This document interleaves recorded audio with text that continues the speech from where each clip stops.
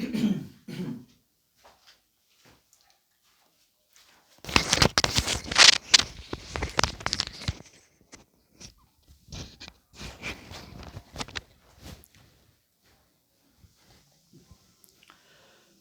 Friends, मैं अभिनव तिवारी आप सभी का टारगेट सिलेक्शन पर हार्दिक स्वागत करता हूं।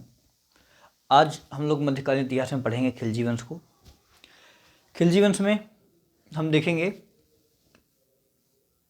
खिलजी वंश की स्थापना के बारे में, उसके शासन प्रशासन के बारे में, उसके जितने भी शासक हुए हैं खिलजी वंश में, और इनकी भू राजस्व व्यवस्था को आदि चीज़ें देखेंगे।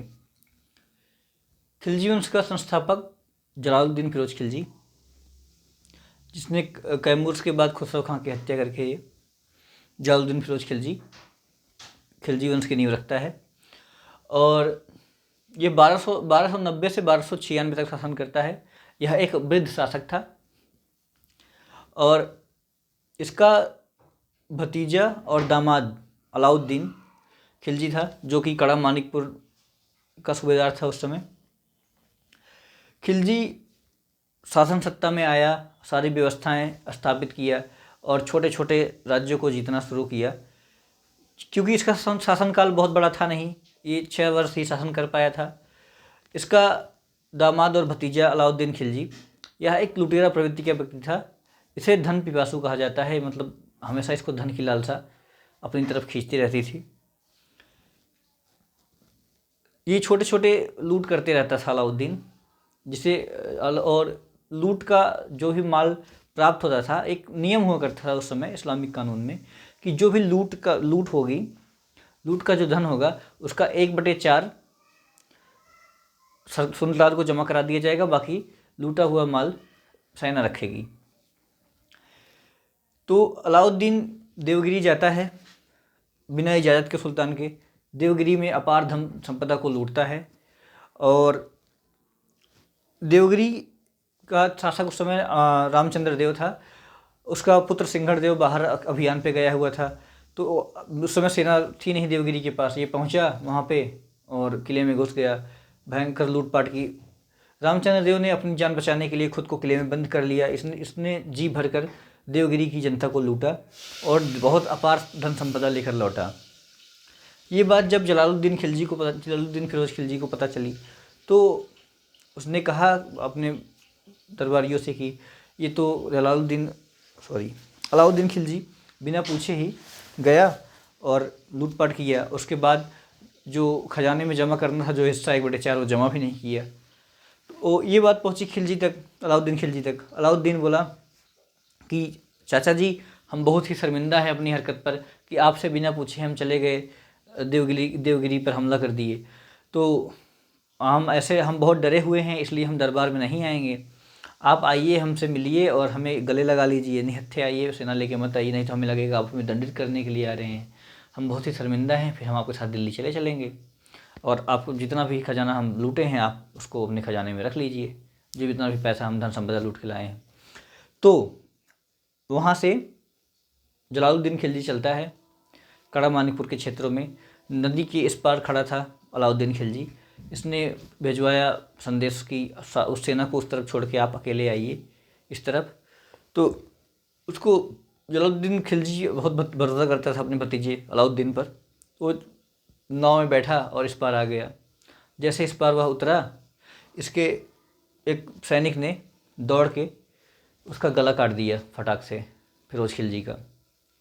और इस तरीके से फिरोज खिलजी की हत्या करके अलाउद्दीन खिलजी 1296 में गद्दी पर बैठा। सिकंदर ए सानी की उपाधि धारण किया।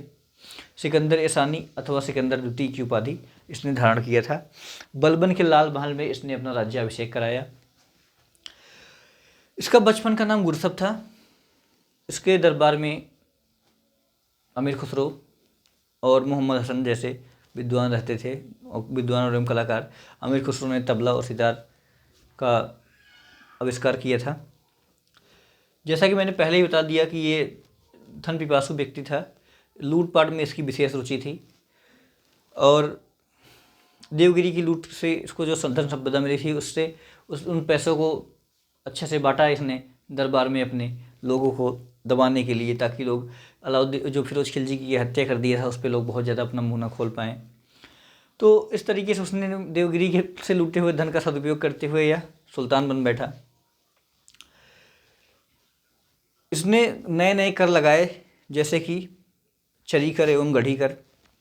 भू राजस्व इसने बहुत ही ज़्यादा वसूला, बहुत ज़्यादा, मतलब और शासक 1/3 लिया करते थे, पर इसने 1/2 कर दिया, मतलब 50%। जितना भी आप अन्न उगाएंगे उसका आधा ये ले लिया करता था। भू राजस्व के लिए इसने बहुत अच्छी व्यवस्था किया, जैसे कि इसने भूमि की पैमाइश कर विश्वा में भूमि की पैमाइश करवाई और उस पर भूमि की पैमाइश पर कर लेना शुरू किया अलाउद्दीन खिलजी ने। जिसको जितनी भूमि दी जाती थी उस हिसाब से कर लिया जाता था।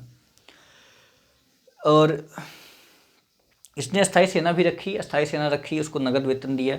नगद वेतन देने की वजह से इसको मूल्य नियंत्रण भी करना था, तो इसने मूल्य नियंत्रण प्रणाली को बहुत अच्छे से लागू किया बाज़ार में।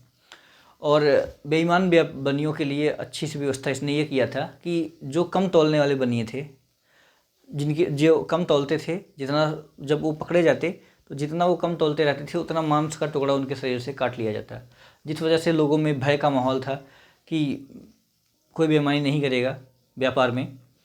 और मंडी व्यवस्था का इसने अच्छी व्यवस्था की है। शाहनाए मंडी एक मतलब पद का नियुक्ति की, जिस पे शाहनाए मंडी का अधिकारी होता था, जो मंडियों की व्यवस्था को देखता था और मंडी पर नियंत्रण रखता था। बरीद का पद इसने बनाया। गुप्तचर को इसने अपने पूरे फैला दिया जगह जगह पर।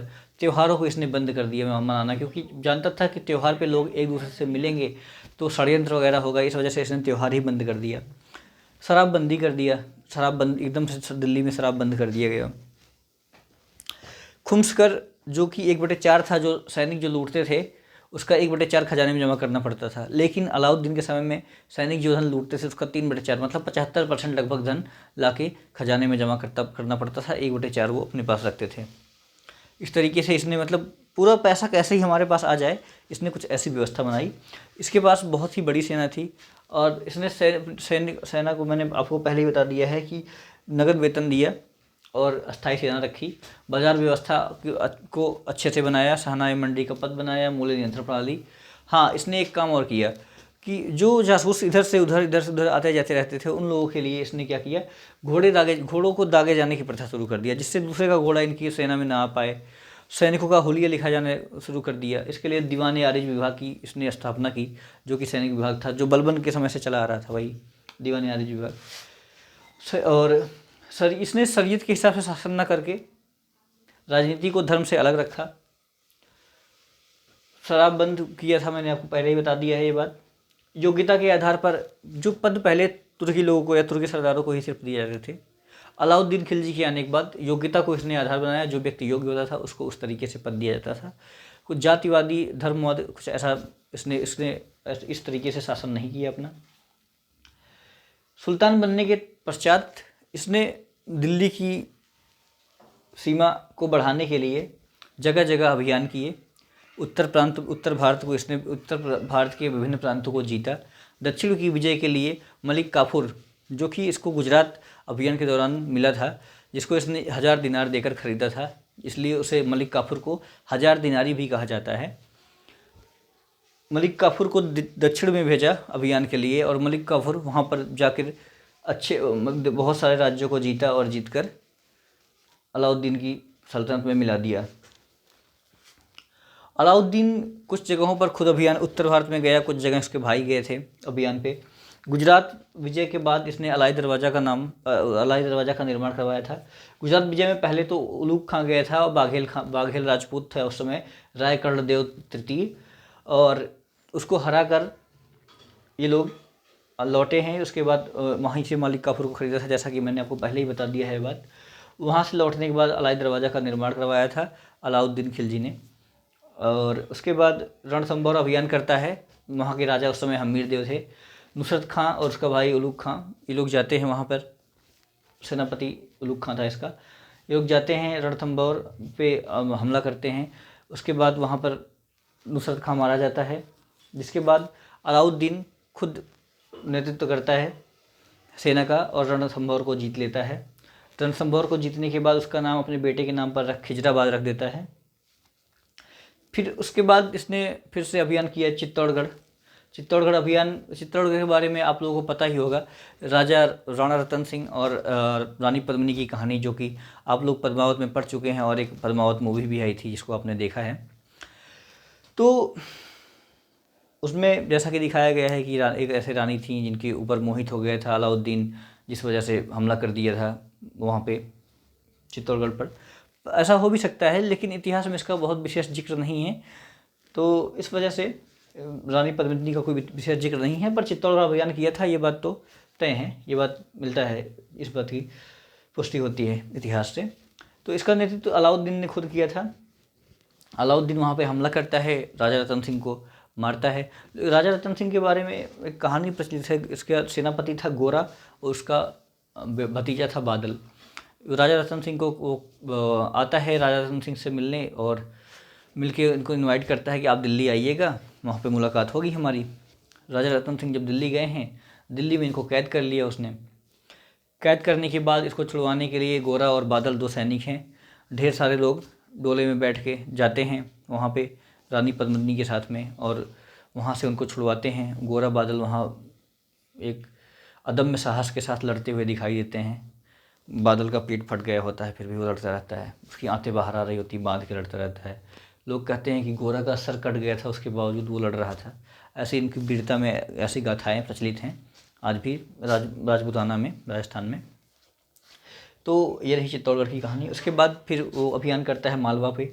मालवा का राजा उस समय महालक देव था, और महालक देव जब सुना कि अलाउद्दीन अपनी सेना लेकर डट आया है सीमा तक, तो महालक देव भाग गया मालवा छोड़कर, जिस पर इसने कब्जा कर लिया और वहाँ लूटपाट की। उसके बाद मालवा को अपनी सल्तनत में मिला लिया। उसके बाद आती है सिवाना।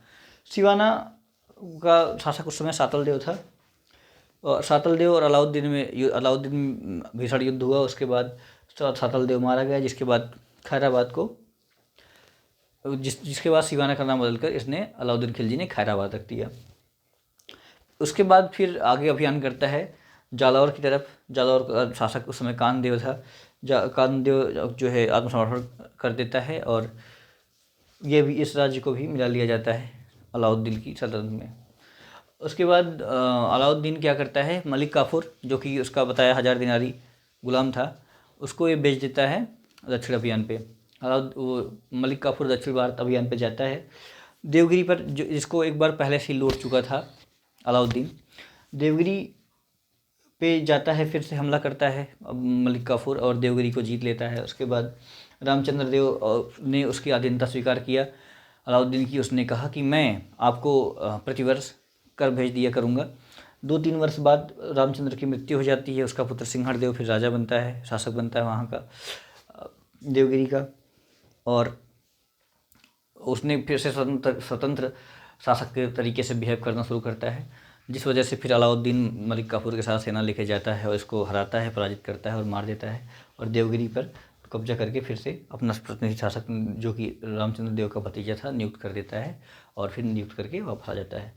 तेलंगाना पर मलिक काफूर ने जो है हमला किया। उसकी राजधानी वारंगल थी। उस समय वहाँ का शासक प्रताप रुद्रदेव था। और प्रताप रुद्रदेव को हराकर मलिक काफूर तेलंगाना को भी दिल्ली सल्तनत में मिला लेता है। उसके बाद होयसल पहुँचते हैं ये लोग। होयसल की राजधानी द्वार समुद्र थी। बल्लाल तृतीय वहाँ का शासक था। बल्लाल तृतीय की मदद के लिए वीर पांड्य गया हुआ था उस समय। तो वो हमला करता है। मधुरा का सुंदर पांड्य जो है, वीर पांड्य सुंदर पांड्य मधुरा दोनों भाई थे मधुरा के क्षेत्रों में। तो होयसल में जब मलिक काफूर युद्ध करता है तो वीर पांड्य चला जाता है वहाँ पे होयसल द्वार समुद्र बल्लाल तृतीय की मदद करने के लिए। यहाँ पर सुंदर पांड्य और वीर पांड्य के मध्य परस्पर युद्ध चलता ही रहता है गद्दी को लेके। तो मलिक काफूर सुंदर पांड्य की मदद करके सुंदर पांड्य को गद्दी पर बैठा देता है और मधुरा पर कब्जा कर लेता है। और होयसल को बल्लाल तृतीय को हराकर मलिक काफूर को ले लेता है। फिर वहाँ सुंदर पांड्य लौटता है, वीर पांड्य लौटता है। वीर पांड्य यहाँ पे सुंदर पांड्य और मलिक काफूर की सेना को हरा देता है, और हराने के बाद फिर से मलिक काफूर की विजय हो जाती है।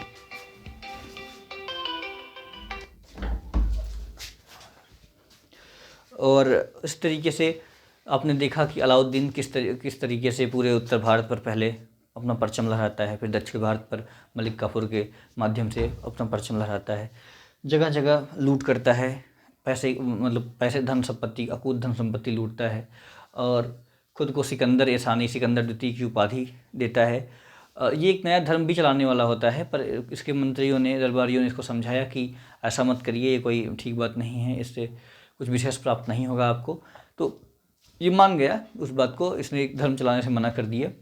इसने बगदाद के खलीफा को मान्यता दी, पर उसके तरीके से शासन नहीं किया शरीयत के हिसाब से। धर्म को इसने राज्य का वो नहीं बनाया, राजनीतिक रंग नहीं दिया धर्म को। इस तरीके से इसका शासन चला। आपको बूंद पैमाइश विश्वा में करवाने की व्यवस्था किया था, उस पर कर लेता था, ये सब आपको बताया जा चुका है। और 1316 में ये इस बूढ़े होने की वजह से और बूढ़ा और बीमार होने की वजह से इसकी मृत्यु हो जाती है।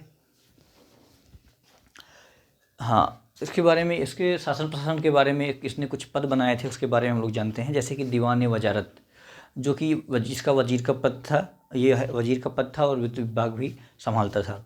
दीवान अर्ज विभाग भी इसे कहते हैं, यह सैन्य अधिकारी का विभाग था, जिसे वो सैन्य भर्ती वगैरह किया करते थे। मैंने आपको ये बात पहले बता दिया है। दीवान इंसा, जो कि शाही पत्र बनाते थे, ड्राफ्टिंग करते थे और पत्र व्यवहार करना एक दूसरे से, ये विदेश मंत्री टाइप का पद था। सॉरी, ये पत्र व्यवहार करने के लिए बनाया गया पद था दीवान इंसा। दीवान रसातल विदेश मंत्री का पद था। दीवान सियासत था, राजधानी के आर्थिक मामलों की देखभाल और व्यापारी वर्ग पर नियंत्रण रखना इसका काम था। मुअस्सिब था, मंडी की देखरेख करने वाला अधिकारी। और वरीद ए मुमालिक था, गुप्तचर विभाग को नियंत्रण करने वाला। इसके गुप्तचर हमेशा बाजार वगैरह में फैले हुए रहते थे, पूरे दिल्ली में फैले हुए थे। इसने सबसे अच्छी व्यवस्था इसने गुप्तचरों की बना रखी थी, जिस वजह से लोग डरते थे। मूल्य नियंत्रण प्रणाली में इसके गुप्तचर बहुत काम आया करते थे। और इस तरीके से जैसा कि मैंने आपको पहले बता दिया है कि 1316 में अलाउद्दीन खिलजी निपट लिया है। उसके बाद इसके उत्तराधिकारी आपस में लड़ते हैं और गद्दी पाने के लिए। इसके बच्चे काफ़ी छोटे छोटे थे, जिसमें से सबसे बड़ा इसका पुत्र था खिजर खां। और खिजर खां की आंखें निकाल के मलिक काफूर उसको कैद में डाल देता है। और सारदिक खां, जो कि छोटा सा इसका बच्चा रहता है, इसको बैठा देता है गद्दी पर और खुद संरक्षक शासक बन जाता है। और सारदिक खां की माँ को भी कैद करवा देता है। कुछ दिन बाद उसकी हत्या कर देता है। उसकी हत्या के बाद शिहाबुद्दीन उमर को गद्दी पर बैठाता है। शिहाबुद्दीन उमर की बाद में आंखें निकलवा ली जाती हैं। मुबारक खां के द्वारा मलिक काफूर को मरवा दिया जाता है और शिहाबुद्दीन उमर की आंखें निकलवा ली जाती हैं। फिर मुबारक खां गद्दी पर बैठा। मुबारक खां की हत्या खुसरो खां कर देता है। खुसरो खां को मारकर मलिक गाजी तुगलक वंश की नींव रखता है। तुगलक वंश 1321 से लेकर 1398 तक रहता है, दिल्ली पर शासन करते हैं तुगलक वंश के लोग। और मलिक गाजी गयासुद्दीन तुगलक के नाम से जो है अपना राज्याभिषेक कराता है। आगे हम लोग पढ़ेंगे तुगलक वंश को नेक्स्ट वीडियो में।